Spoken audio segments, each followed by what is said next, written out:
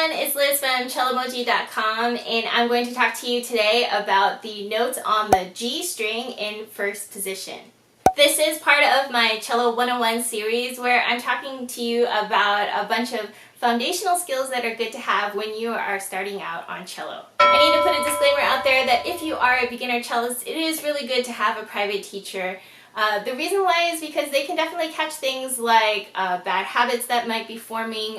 They can definitely double check things like how are you reading the notes, the pitches, and the rhythms. And also, more importantly, they can definitely make sure that how you're physically playing the cello is in the correct way. So this will definitely help prevent injuries later on when you are playing the cello.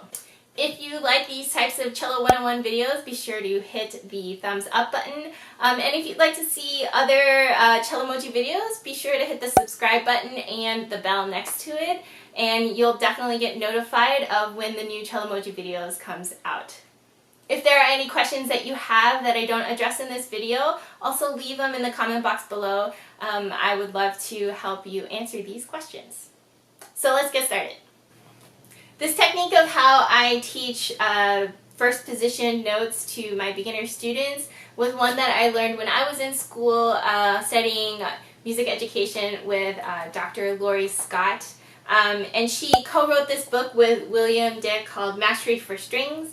I'll leave the link in the description box below. I think it's just a great way of how to teach a lot of the beginning notes that we learn across any instrument or any string instrument. And I'm definitely very grateful for her to showing me this because I really found that it helped sped up a lot of the learning of notes and where notes were on the fingerboard. Alright, so when you are doing these notes in first position, it is really good to go to either the place where you got your cello from or a private teacher to help put down stickers where your left hand should go when it's in first position. It's just helpful to know where your fingers should go, and you can definitely double check pitches by having a tuner out, and there's definitely many apps for that as well. But sometimes it's just easier to have the visual help aid of having some stickers. Alright, so when you put your first finger down here, you're going to see this note on the staff, which is what we call A. Now when we're doing these exercises, I really like to use the rhythm of 4 16th notes and 2 8th notes. So the A will sound like this. Alright, so now we're moving on to the second finger. So when you put the second finger down, I usually like to say that if there is a finger down and then you're adding a finger, make sure that both fingers stay down.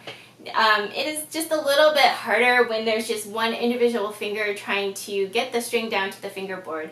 Plus it puts a lot of extra strain on your left hand that you actually don't really need. I mean, it's there, why not use as many fingers as you can to get the string down? This will also really help when you're getting to the third and fourth fingers, which are definitely not as strong as our first and second fingers.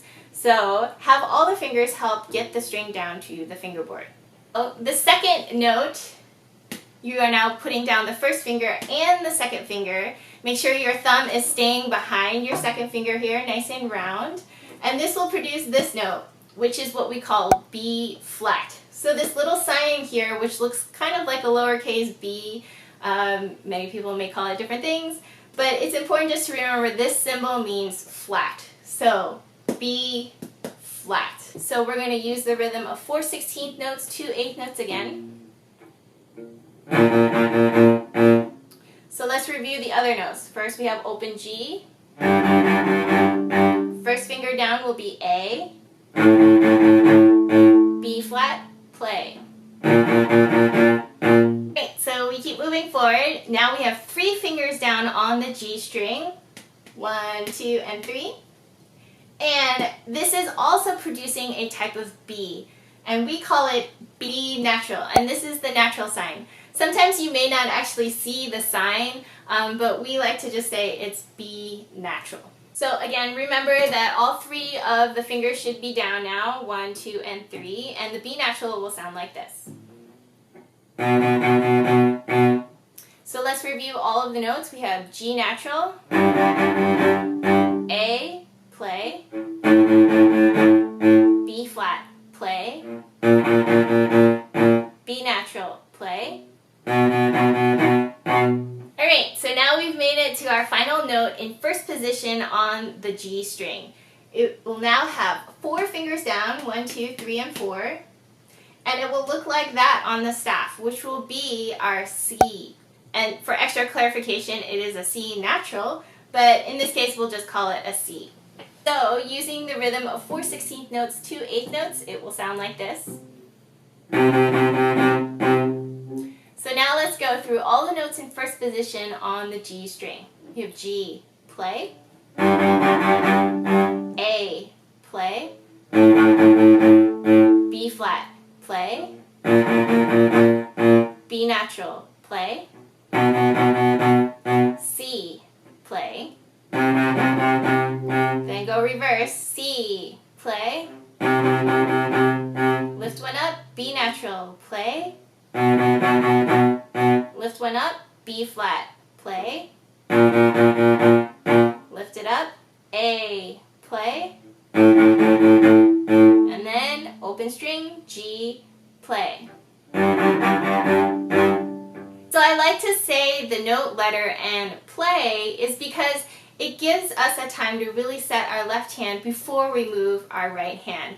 This will really help produce a good tone because the coordination will be spot on. So that means that your left hand is not moving and it has the string fully down to the fingerboard before my bow starts moving. And this really helps produce a really good tone on your cello.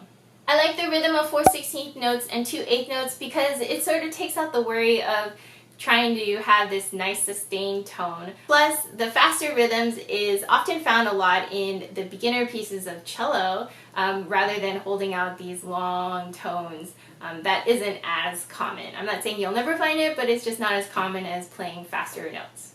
I hope that you found this video helpful. If you did, please be sure to give it a thumbs up, and if you'd like to see other Cellomoji videos or other videos in the Cello 101 series, be sure to hit the subscribe button and the bell next to it so that you'll be notified of when new videos comes out.